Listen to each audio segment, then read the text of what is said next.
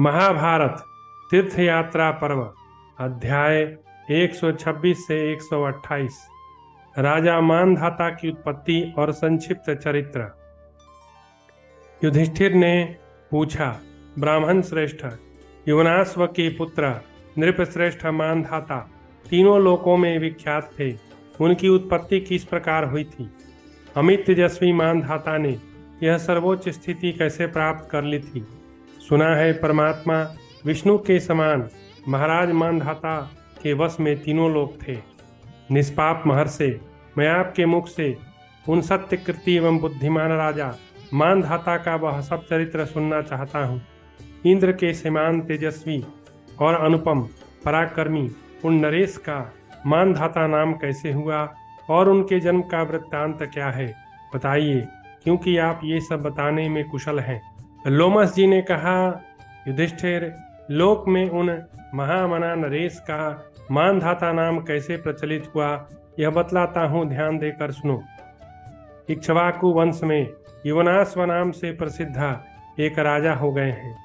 भूपाल युवनाश्व ने प्रचुर दक्षिणा वाले बहुत से यज्ञों का अनुष्ठान किया। वे धर्मात्माओं में श्रेष्ठ थे।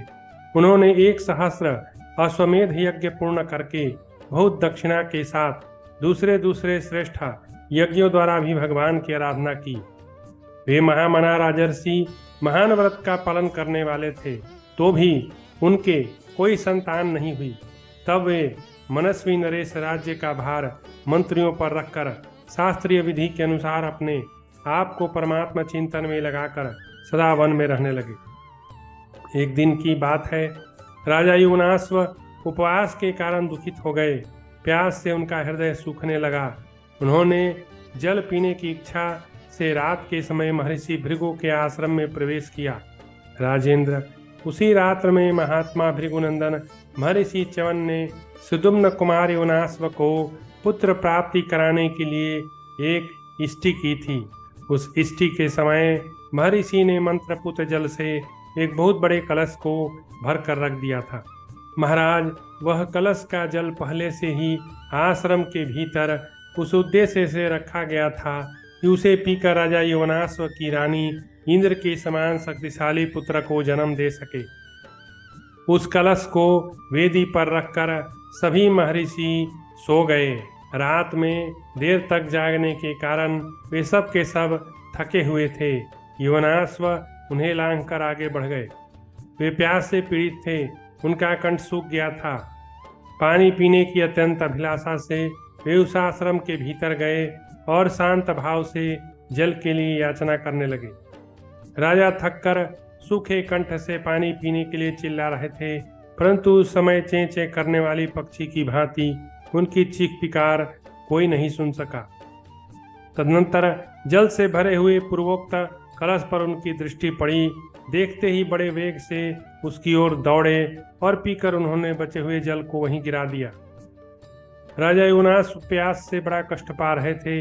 वह शीतल जल पीकर उन्हें बड़ी शांति मिली। वे बुद्धिमान नरेश उस समय जल पीने से बहुत सुखी हुए। तत्पश्चात तपोधन च्यवन मुनि के सहित सब मुनि जाग उठे। उन सब ने उस कलश को जल से शून्य देखा। फिर तो वे सब एकत्र हो गए और एक दूसरे से पूछने लगे, यह किसका कर्म है? युवनाश्व ने सामने आकर, यह मेरा ही कर्म है। इस प्रकार उन्होंने सत्य को स्वीकार किया। तब भगवान च्यवन ने कहा, महान बल और पराक्रम से संपन्न राजर्षि युवनाश्व, यह तुमने ठीक नहीं किया। इस कलश में मैंने तुम्हें ही पुत्र प्रदान करने के लिए तपस्या से संस्कार युक्त किया हुआ जल रखा था और कठोर तपस्या करके उसमें ब्रह्म तेज की स्थापना की थी। राजन, उक्त विधि से इस जल को मैंने ऐसा शक्ति संपन्न कर दिया था कि इसको पीने से एक महाबली, महापराक्रमी और तपोबल संपन्न पुत्र उत्पन्न हो, जो अपने बल पराक्रम से देवराज इंद्र को भी यमलोक पहुंचा सके। उसी जल को तुमने आज पी लिया, यह अच्छा नहीं किया। अब हम लोग इसके प्रभाव को टालने या बदलने में असमर्थ हैं। तुमने जो ऐसा कार्य कर डाला है उसमें निश्चय ही देव की प्रेरणा है। महाराज, तुमने प्यास से व्याकुल होकर जो मेरे तपोबल से संचित तथा विधि पूर्वक मंत्र से अभिमंत्रित जल को पी लिया है, उसके कारण तुम अपने ही पेट से तथाकथित इंद्र विजयी पुत्र को जन्म दोगे। इस उद्देश्य की सिद्धि के लिए हम तुम्हारी इच्छा के अनुरूप अत्यंत अद्भुत यज्ञ कराएंगे, जिससे तुम स्वयं ही शक्तिशाली रहकर इंद्र के समान पराक्रमी पुत्र उत्पन्न कर सकोगे और गर्भधारण जनित कष्ट का भी तुम्हें अनुभव न होगा। तदनंतर पूरे 100 वर्ष बीतने पर उन महात्मा राजा योनाश्व की बाई को फाड़कर एक सूर्य के समान महातेजस्वी बालक बाहर निकला तथा राजा की मृत्यु भी नहीं हुई।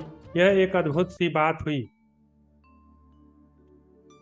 तत्पश्चात महातेजस्वी इंद्र उस बालक को देखने के लिए वहां आए। उस समय देवताओं ने महेंद्र से पूछा, यह बालक क्या पिएगा? तभी इंद्र ने अपनी तर्जनी अंगुली बालक के मुंह में डाल दी और कहा, मामयम धाता, अर्थात यह मुझे ही पिएगा। वज्रधारी इंद्र के ऐसा कहने पर इंद्र आदि सब देवताओं ने मिलकर उस बालक का नाम मानधाता रख दिया। इंद्र की दी हुई प्रदेशिनी तर्जनी अंगुली का रसास्वादन करके वह महातेजस्वी शिशु 13 बित्ता बढ़ गया।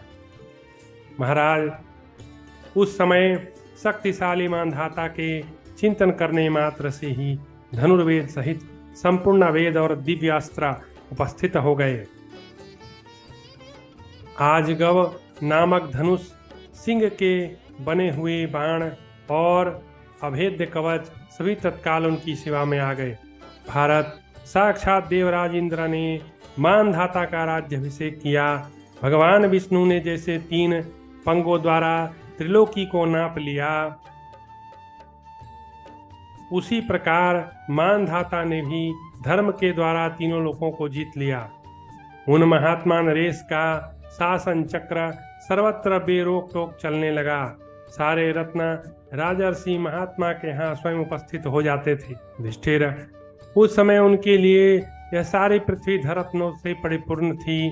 उन्होंने पर्याप्त दक्षिणा वाले नाना प्रकार के बहुसंख्यक यज्ञ द्वारा भगवान की समाराधना की। राजन, महातेजस्वी एवं परम कांतिमान राजा मानधाता ने यज्ञ मंडपों का निर्माण करके पर्याप्त धर्म का संपादन किया और उसी के फल से स्वर्गलोक में इंद्र का आधा सिंहासन प्राप्त कर लिया। उन धर्मपरायण बुद्धिमान नरेश ने केवल शासन मात्र से एक ही दिन में समुद्र, खान और नगरों सहित सारी पृथ्वी पर विजय प्राप्त कर ली। महाराज, उनके दक्षिणायुक्त यज्ञों के चैत्यों यज्ञ मंडपों से चारों ओर की पृथ्वी भर गई थी। कहीं कोई भी स्थान ऐसा नहीं था जो उनके यज्ञ मंडपों से घिरा न हो। महाराज, महात्मना राजा मानधाता ने 10,000 पद्म गौएं ब्राह्मणों को दान में दे दी, ऐसा जानकार लोग कहते हैं।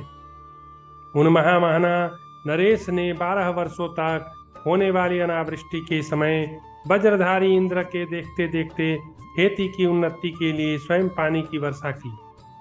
उन्होंने महामेघ के समान गरजते हुए महापराक्रमी चंद्रवंशी गांधाराज को बाणों से घायल करके मार डाला था। युधिष्ठिर, वे अपने मन को वश में रखते थे। उन्होंने अपने तपोबल से देवता, मनुष्य, तिर्यक और स्थावर 4 प्रकार की प्रजा की रक्षा की थी। साथ ही अपने अत्यंत तेज से संपूर्ण लोगों को संतप्त कर दिया था। सूर्य के समान तेजस्वी उन्हीं महाराज मानधाता के देव यज्ञ का यह स्थान है, जो कुरुक्षेत्र की सीमा के भीतर परम पवित्र प्रदेश में स्थित है। इसका दर्शन करो। राजेंद्र, महाराज मानधाता की भांति तुम भी धर्म पूर्वक पृथ्वी की रक्षा करते रहने पर स्वयं अक्षय स्वर्गलोक प्राप्त कर लोगे। भोपाल, तुम मुझसे जिसके विषय में पूछ रहे थे, वह मानधाता का उत्तम जन्म वृत्तांत और उनका महान चरित्र सब कुछ तुम्हें सुना दिया। वैशंपायन जी कहते हैं, भारत, महर्षि लोमस के ऐसा कहने पर कुंती नंदन युधिष्ठिर ने पुनः सोमक के विषय में प्रश्न किया। सोमक और जंतु का उपाख्यान। युधिष्ठिर ने पूछा, वक्ताओं में श्रेष्ठ महर्षि राजा सोमक का बल पराक्रम कैसा था? मैं उनके कर्म और प्रभाव का यथार्थ वर्णन सुनना चाहता हूँ। लोमस जी ने कहा, युधिष्ठिर, सोमक नाम से प्रसिद्ध एक धर्मात्मा राजा राज्य करते थे। उनकी 100 रानियां थीं। वे सभी रूप अवस्था में आदि में प्रायः एक समान थी, परंतु दीर्घकाल तक महान प्रयत्न करते रहने पर भी वे अपनी उन रानियों के गर्भ से कोई पुत्र न प्राप्त कर सके। राजा सोमक वृद्ध अवस्था में भी इसके लिए निरंतर यत्नशील थे। अतः किसी समय उनकी 100 स्त्रियों में से किसी एक के गर्भ से एक पुत्र उत्पन्न हुआ, जिसका नाम था जंतु। राजन, उसके जन्म लेने के पश्चात सभी माताएं काम भोग की ओर से मुंह मोड़कर सदा उसी बच्चे के पास उसे सब ओर से घेर कर बैठी रहती थीं। एक दिन एक चींटी के जंतु के कटी भाग में डस लिया। चींटी के काटने पर उसकी पीड़ा से विकल हो जंतु सहसा रोने लगा। इससे उसकी सब माताएं भी सहसा जंतु के शरीर से चींटी को हटाकर अत्यंत दुखी हो जोर जोर से रोने लगी। उनके रोदन की वह सम्मिलित ध्वनि बड़ी भयंकर प्रतीत हुई। उस समय राजा सोमक पुरोहितों के साथ मंत्रियों के साथ सभा में बैठे थे। उन्होंने अकस्मात वह आर्तनाद सुना। सुनकर राजा ने यह क्या हो गया, इस बात का पता लगाने के लिए द्वारपाल को भेजा। द्वारपाल ने लौटकर राजकुमार से संबंध रखने वाली पूर्वोक्त घटना का यथावत वृत्तांत कह सुनाया। तब शत्रु दमन राजा सोमक ने मंत्रियों सहित उठकर बड़ी उतावली के साथ अंतःपुर में प्रवेश किया और पुत्र को आश्वासन दिया। बेटे को सांत्वना देकर राजा अंतःपुर से बाहर निकले और पुरोहित तथा मंत्रियों के साथ पुनः मंत्रणा गृह में जा बैठे। उस समय सोमक ने कहा, इस संसार में किसी पुरुष के एक ही पुत्र का होना धिक्कार का विषय है। एक पुत्र होने की अपेक्षा तो पुत्रहीन ही रह जाना अच्छा है। एक ही संतान हो तो सब प्राणी उसके लिए सदा आकुल व्याकुल रहते हैं। अतः एक पुत्र का होना शोक ही है। ब्राह्मण, मैंने अच्छी तरह जांच बूझ कर पुत्र की इच्छा से अपने योग्य 100 स्त्रियों के साथ विवाह किया, किंतु उनके कोई संतान न हुई। यद्यपि मेरी सभी रानियां संतान के लिए यत्नशील थीं, तथापि किसी तरह मेरे यही एक पुत्र उत्पन्न हुआ, जिसका नाम जंतु है। इससे बढ़कर दुख और क्या हो सकता है। श्रेष्ठ, मेरी तथा इन रानियों की अधिक अवस्था बीत गई, किंतु अभी तक मेरे और उन पत्नियों के प्राण केवल इस एक पुत्र में बसते हैं। क्या कोई ऐसा उपयोगी कर्म हो सकता है जिससे मेरे 100 पुत्र हो जाएं, भले ही वह कर्म महान हो, लघु हो अथवा अत्यंत दुष्कर हो।